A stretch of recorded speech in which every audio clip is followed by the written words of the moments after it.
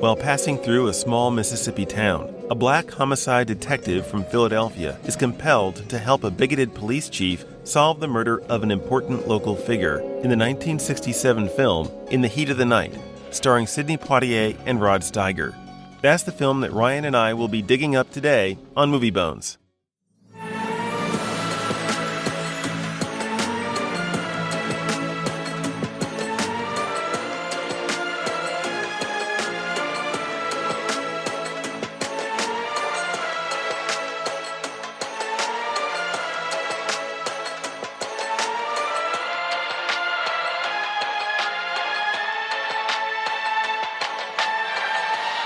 Ryan, what do they call you where you come from? They call me Ryan. They just call me Ryan. And they just call me Justin because I'll tell you what, nobody calls me Mr. Miller. And if they did, I'd have to tell them, Mr. Miller is my father.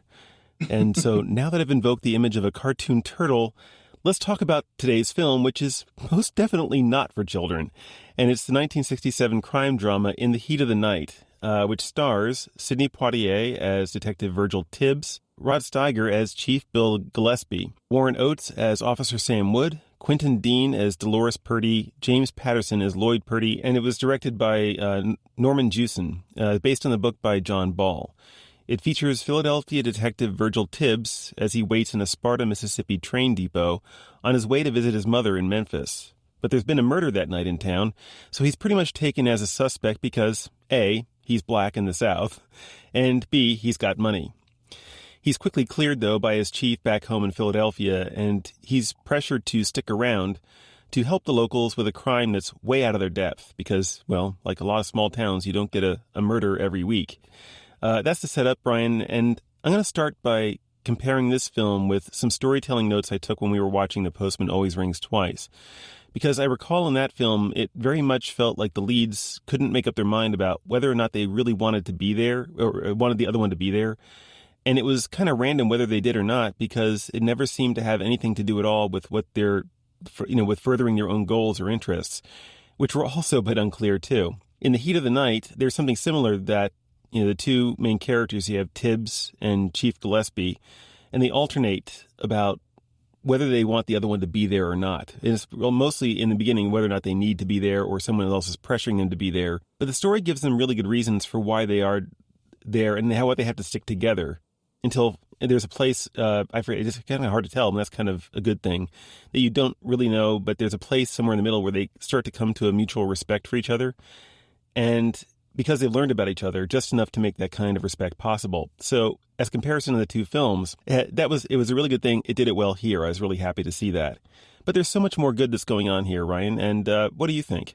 It's in a weird way, not a weird way, in a small way, it hits close to home. And I'll explain that why it hits close to home.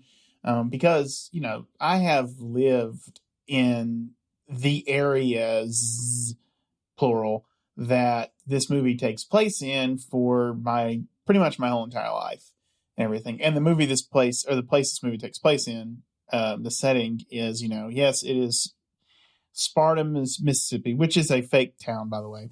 Oh, it is? Yeah, it's not real. Quick question on that, because I looked it up. There is a Sparta, Mississippi as a character who makes a run for the state line to Arkansas. And I look at the map and it's like, if he's running to Arkansas from Sparta, Mississippi, as I'm looking at it, he's a really fast runner, or he's got endurance like nobody's business. But because this is not near the Arkansas border at all. Yeah, it's I want to say, I need to look this up real quick. That bridge that they were on looked familiar. It looked like one of the old Memphis Bridge to Arkansas. Yeah, and that's one of the major landmarks to cross into anywhere from Arkansas is the Memphis Bridge and whatnot. Yeah, it's a fictional town in the way that the movie portrays it. But I don't know anything about the real Sparta. Yeah. But I will say that at least when it comes to Memphis, I know where you're thinking about that because I think Memphis is the place where Tibbs' mother, he's on his way to see his mother. They said this was mostly filmed in Sparta, Illinois. Oh.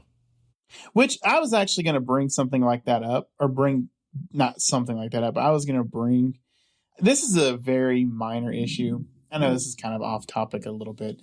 So the movie is titled "In the Heat of the Night." One of the things, usually when you have a movie that's set in like the South, especially in small towns, believe it or not, weather takes a active role in what's going on, because you'll see like a lot of these kind of movies or a lot of these kind of stories, like for some reason they take place in the summer. And so like, In the Heat of the Night kind of like makes you allude to the summer. There are some other summer aspects. And then like, if you're paying attention to that closer to the end of the movie, you will get like you'll get an absolute shock when you realize that it is definitely fall to winter. Oh, I noticed it because Gillespie at one point, toward the end of the film, he's wearing long sleeve jackets, and he looks like he's comfortable in it.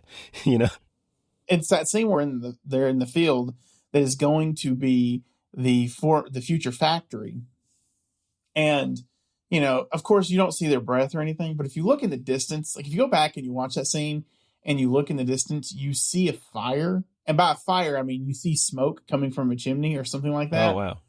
And I was like, oh, that's and if you look at the trees too, the trees are discolored, and I'm like, oh, this scene at least is taking place during the wintertime or during the fall and everything. And that being said, for people that have lived in the South, we can, I know it's a running joke, but it is true that we can experience almost all 4 seasons in a week, and sometimes even in a day, just depending on what time of the day you're in and whatnot. But that was it wasn't jarring enough to make me go, oh, because a lot of this movie takes place outside, and you can't help some of that stuff. You just can't help what the weather is doing, and it might make you have to, shoot around certain aspects of that. But anyways, so I understand there is something about understanding a location that you're in and the location that this movie is set in, and by that I mean, what's going on. That small town type of life, even if I'm removed from it in a way, because like this movie, it takes place in 1970, something like that. And, we're living in 2024, everything, but still there is this disparity that happens still. I'm living in a town right now that has it's very much has the quintessential other side of the town. There's one side of the town, there's the other side of the town. There is the other side of the tracks.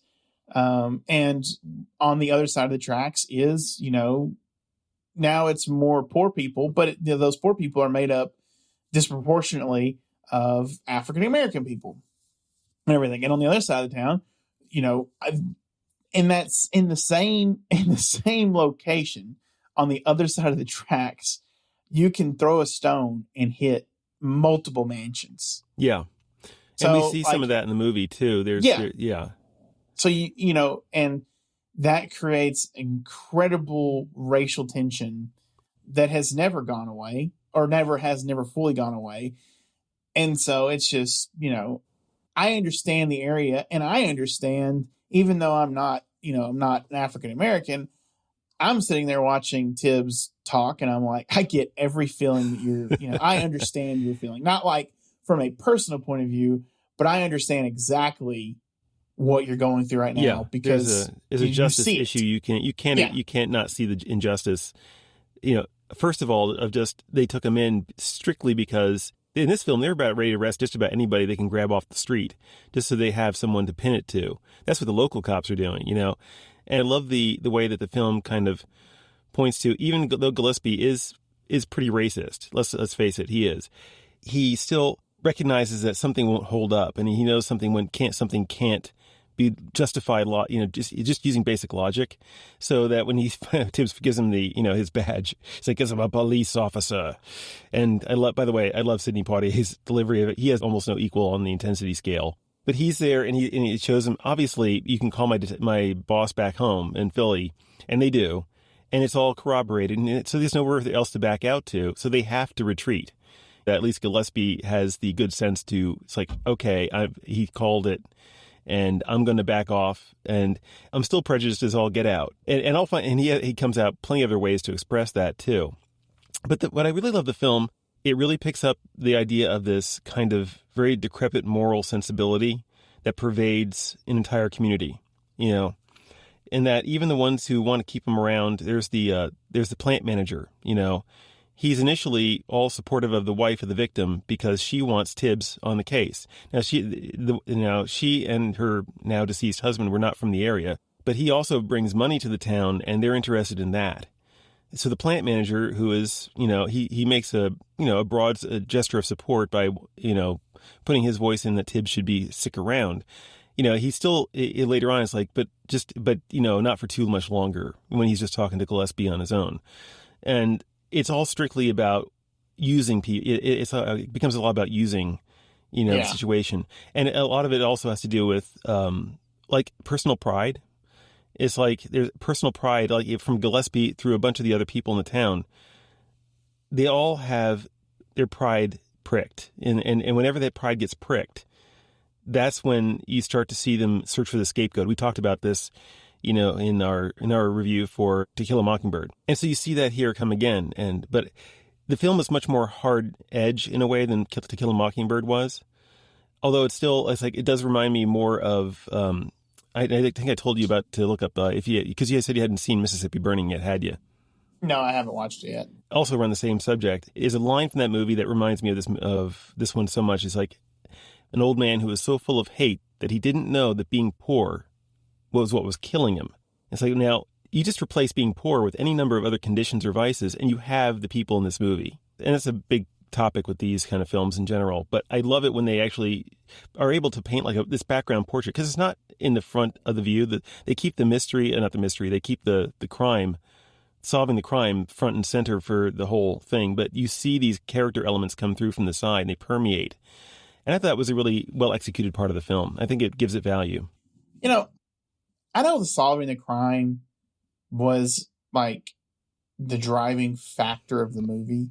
Mm-hmm. Although I will say I was thinking about this earlier today. I was driving around my town, and again, that kind of made me think about it because again, the town that I'm in is very much similar to that town, Sparta, Mississippi, you know, in the movie and everything. And I was like, you know, the crime mattered, but in so many ways, I know it sounds odd, but the crime also didn't matter because, I mean, it was a social commentary on how we're treating people and everything. And there's a couple times where if you're not careful, you can almost forget about that part of the movie. I know it doesn't let you forget about it very long, but you can forget about it if you're not careful. I think, for me, I think what I meant by that, I probably put it wrong, but because the crime involves the two main characters of Tibbs and Gillespie, so and it's their performances that are the star of the film, that are the star of the show. It's them, you know, being at each other's throats a bit, and the way they counter each other and the interest that generates. So let me clarify: it's the characters that are the center, not the murder. No, but yeah, I think what you said before was correct. I just think, you know, if you look at it in a different way, you can see the same. You can see what I was saying. Oh yeah, absolutely. Now, absolutely. And see, that was maybe my only kind of gripe against the film is like, I'm a big fan of murder mystery. So, you know, I was curious more to the motive of this whole entire, you know, like why get rid of this guy? I also thought his wife, the guy that died and everything, I thought his wife was like a pretty cool character. Yeah. And I kind of wanted more of her. And unfortunately, you know, like, she has like, you know, a couple major scenes. And then after that, you know, after they even solve the crime, you don't get like a final conversation between those two. And, you know, I thought that was kind of like, I will say that as a critique of the movie, I was like, that was a miss to me because, you know, even if she had an ulterior motive, like we've talked about everybody having like their own kind of ulterior motive, even if she had her own ulterior motive, she still like right away put her trust in Tibbs. She thought he could, you know, he was smart enough to solve this crime and everything. So having that final conversation between them, I think would have like put a little bit of a nice little bow on the movie, but it just doesn't happen. You know, I mean, you know, spoiler alert, he gets on the train and then it's the final conversation between him and Gillespie. which is fine. Their final little sequence there was fine as well, which is another thing I want to talk about. I'll talk about that in a moment. Yeah, I was just going to say that when you talk about the wife of the victim, and she's, how I felt that way too. I was hoping for a little bit more of her character. And I think one of the reasons, and you haven't seen Mississippi Burning, but also Mississippi Burning has a character. She provides, she's the wife of one of the bigoted people, the racist, but she's kind of innocent herself, but it's through her character that the protagonists are able to kind of crack the egg, so to speak. And they don't neglect her in that story, because you get this emotional attachment to her character, kind of like you feel sympathy for the wife in this one. I think this movie could have benefited from similar treatment. It was a missed opportunity, if nothing else.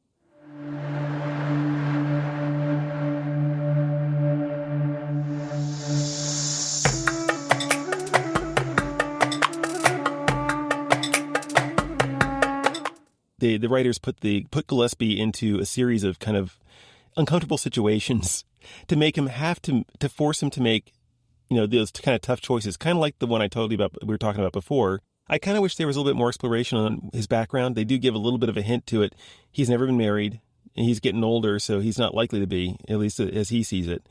And he's kind of his life is filled with these regrets. And maybe that's enough for a film like this, is that he has these regrets. And actually, it's kind of interesting. We're talking about, the kind of things you keep personal to yourself. You kind of push them away and you bury them, and they come out in all these other negative and volatile ways, like with the racism and everything.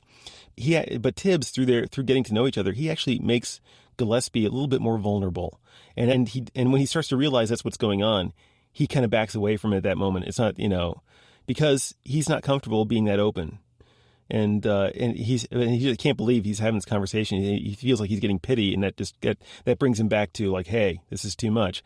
But he actually gets him to open up with a little bit of vulnerability, and I thought that was really neat. It makes him more of a three-dimensional character. It's no surprise to say he doesn't end the film as a completely magically transformed.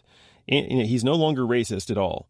It doesn't portray like an unrealistic, transformation of a character, but it does, at least you can start to see his ship starting to turn around a bit.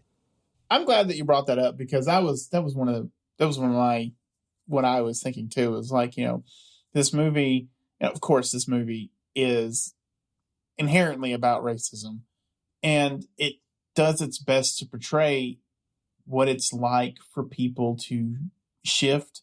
Because you're right, it's not like, all right, I'll no longer do a racism anymore. I mean, you could even almost argue that in a way, I know for some people their hairs might raise what I'm going to say, but what happens, I've seen people say this again. This is, for our audience, I live in these areas. Yeah. What is Tibbs? Tibbs is one of the good ones. Yeah. And that it's like, wait a minute, what do you mean by that? Tibbs is one of the good ones. And so, I mean, it paints a picture. It does paint what it's trying to paint the picture of. He's finally starting to turn that corner and going, okay, we're too harsh. We brought him in because he was a black man by himself in the middle of the night. But yeah, yes, it is very much like, it's not, I'm magically cured of racism and I won't do a racism anymore. It's, I'm starting to see the error of my ways. Yes.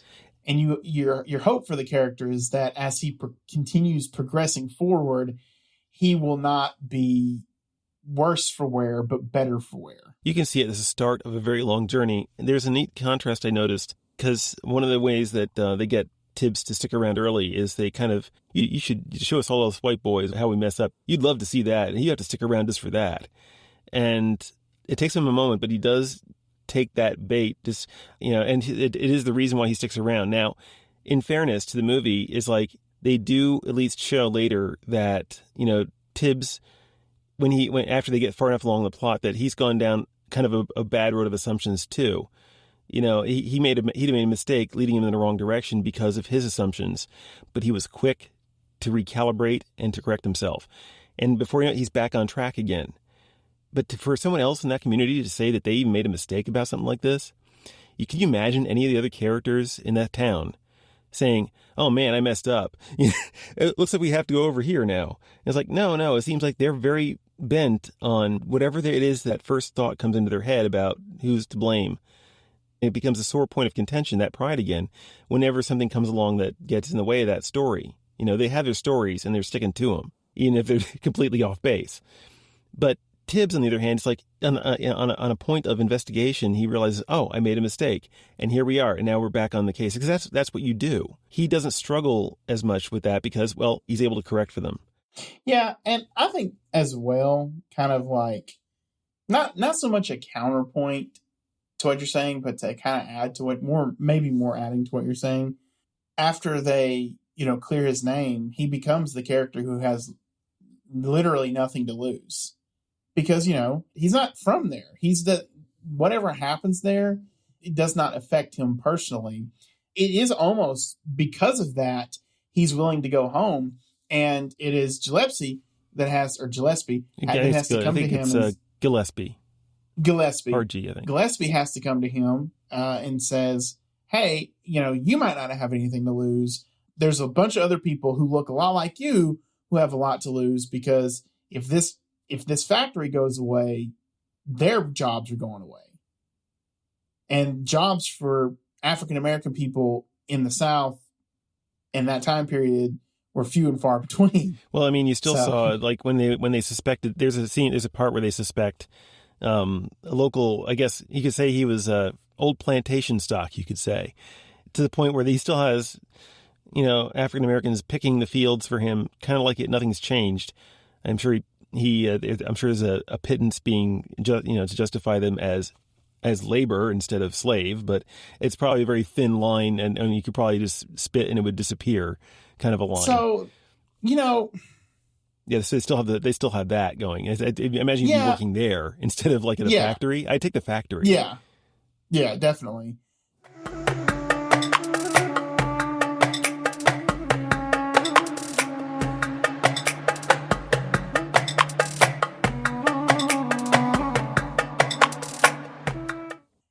I want to say something about that scene. That whole entire part of the movie. It's the famous slapping I really scene. did enjoy it. Oh yeah, I really enjoyed it. It is the first time that it's the first time something like that's happened in film, believe it or not. But anyways, so to that part, this is gonna sound maybe odd. That part, in some ways, was some of the more unrealistic parts of the movie. Does that make sense? You mean the slapping and the? No, not the slapping part. Just the setup of that whole entire house.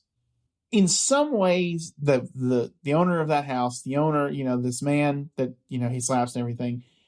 Maybe this is it. He almost felt cartoonishly evil. I will say this: the guys that chased him around, very much a real thing. Like that's very much a real thing. Usually, I would say the more money you have, the more subtle you are with it.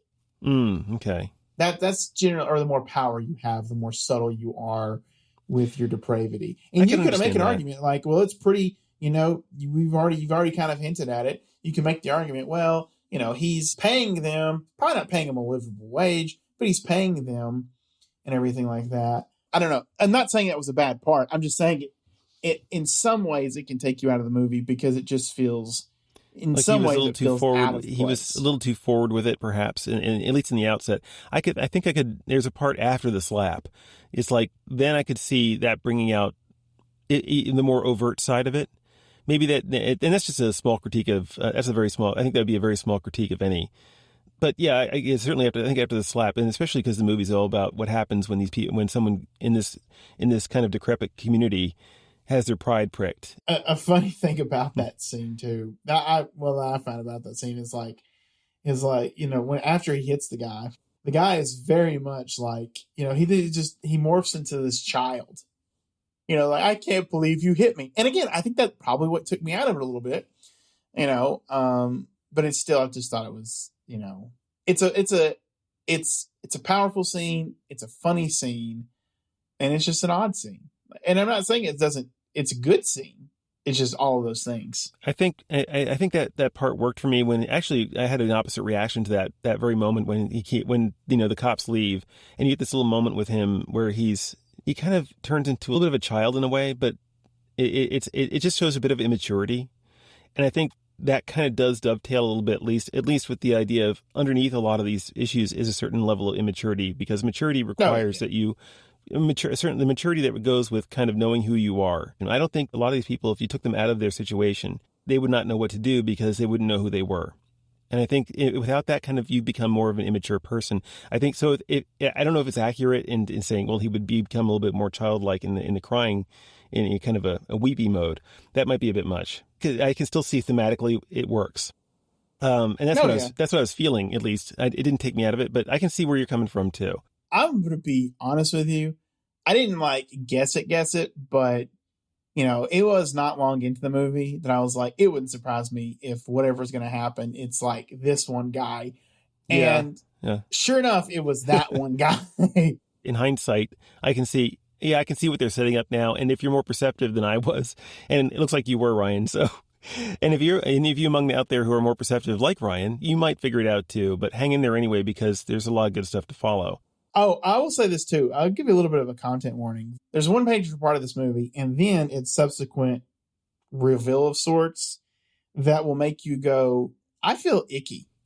Is it? Yeah, it happens very early on. I think we're thinking about the very same thing, and even almost right after the credits, I think. And actually, it's like, wow, I can't believe that's in there, especially considering that the odd thing is there's, I'll be honest, like there's a bit of nudity as part of the plot. They do actually show, it is in there, but the movie is actually fairly tame when it comes to things like language, which it just goes to show you in some ways how things have changed, from people's perceptions of what's acceptable and what's not, I guess. But you're introduced to this for all intents and purposes, and I want to make it clear the distinguishing factor here is the actress versus the character. You were introduced to this beautiful actress, and her whole ordeal is that she just likes to be naked. I'm not kidding you. And then later on in the movie, things happen, and you learn that girl that they showed naked, the character is 16 years old. And then you're going, ooh, I feel weird. Because I will tell you, she doesn't look like she's 16 years old, and they don't make any kind of note of it until she shows up again later on. And I mean, as far as the plot structured per se goes, it makes sense. I still wish they'd found a better way to do it, but just be forewarned, people, if like I said, this is not for kids. This movie's not for kids.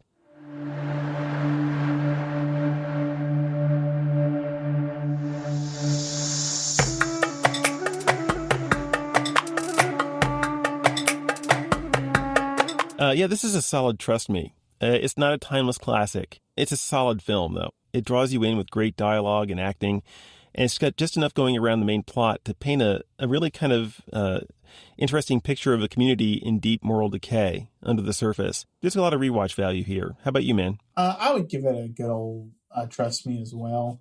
I think I think it's important for the discussions that we have today, and the discussions that have been going on forever in terms of how we treat people of different levels, from based on their race to even based on their poverty level. And yes, the acting, the characters, they're phenomenal. There is more to this series. I've not personally watched any of the other. It was a TV series. It was a TV series. There's a TV series. There's a couple of different sequels to this movie, starring Sidney Poitier, from my understanding. So I'm a sucker for small town Southern movies. It does tend to be that small town Southern movies will have like a racial component to them. Most of them do, but I still like it because I understand the world that they're living in for the most part. And so, I do recommend it. I do the trust me. So I say trust me, and go watch it, and you'll learn a lot. Yeah, and if you like this movie, and you haven't seen it already, but it's obviously more recent and outside of the scope of Movie Bones because it's too recent, but Mississippi Burning, which I think is from the 90s, starring Gene Hackman and Willem Dafoe. Really, really good movie about similar themes. It's got a harder edge to it, and but it's really well done. Again, really well acted, and some really memorable, great lines in that too. So that's about it for In the Heat of the Night, guys. So, Ryan, what do we have on board for next week? Next week, we have another Alec Guinness movie. Da-da-da-da! So, for all you Alec Guinness fans, yeah, you're getting your dose. You're getting your dose of Alec Guinness from our show if you like Alec Guinness. Yeah, and none of them are Star Wars. But no, Our Man in Havana, a British spy movie. Yeah, it features Alec Guinness, and Burl Ives is in it too. I think the guy he used to sing a bunch, and I think he's done voiceovers for a number of cartoons, I think, and other things too. I have to look more into that. But yeah, Burl Ives and Alec Guinness are the two main that I can remember from the cast list. Anything else you'd like to add, Ryan? That is it for me. I say go have fun watching these movies, guys. Anyway, we'll see you next week, folks. And until then, bye-bye. See you next time.